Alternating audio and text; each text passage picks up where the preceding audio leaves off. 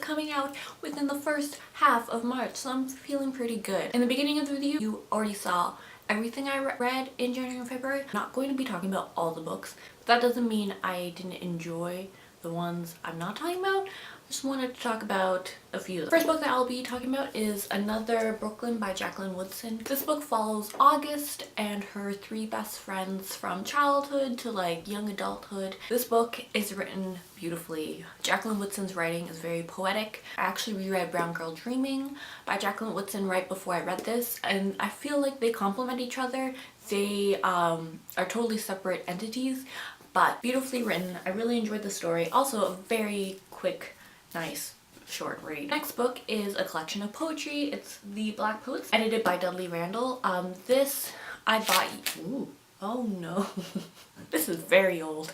But I bought it, I don't know, 5 years ago maybe, because I wanted a collection of poetry that was just all Langston Hughes, and I wasn't finding it, and then I found this and it had some of Langston Hughes poetry in it, so I thought I would get this, and I finally read it. This gives you like a nice sampling, although not very current because this was published in 1971. You got a sample of folk seculars to spirituals all the way up to the 1960s. Through that time you get a nice range, which I really enjoyed, and you get to read from a lot of different poets. So although there's only like maybe, I don't know, 7 poems by Langston Hughes, I still really found this enjoyable, and it was a nice cross-section of poetry up until the 1960s. The next book is Every Day by David Levithan. Every day follows a teenager A who every day wakes up in a different person's body. Only similarity is they wake up into the same age. So I think, I'm not actually sure how old A is at the time the book takes place. Let's say 16. So A always wakes up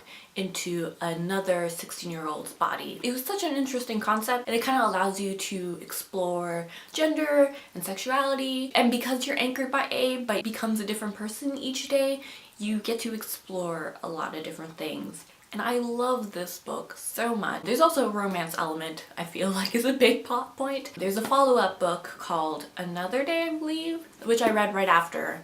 That was good as well, but Every Day was just really fantastic, and if you haven't read it, I would highly suggest it. Next book is George by Alex Gino. So George follows a young transgender girl who knows she's a girl, but none of her family or friends or school knows that.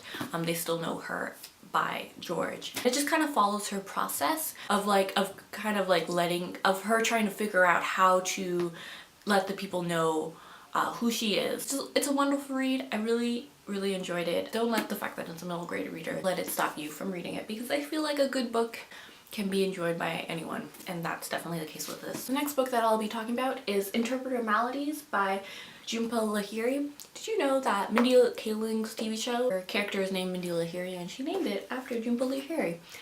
Fun fact. I did not know this is a collection of short stories, so when I started reading it, I was like super hooked with the first story, and I just assumed that was the first chapter until I went to the next, and I realized, no, this is a collection of short stories. Despite the fact that I thought this was a novel and not a collection of short stories, I still really enjoyed it.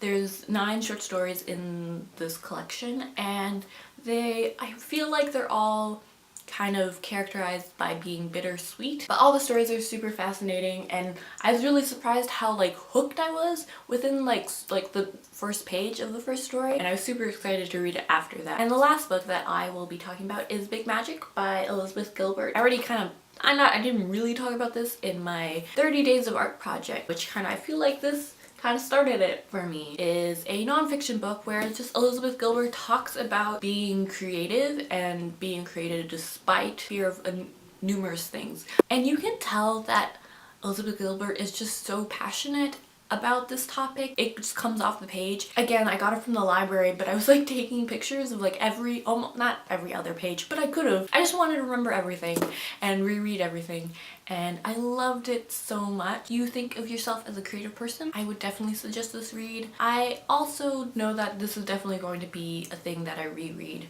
in the future. So those are the books that I read this month. Let me know what some of the things you've read, or if you've read any of the books that I mentioned or any of the books that I showed, and what you thought about them. So that's it. Bye guys.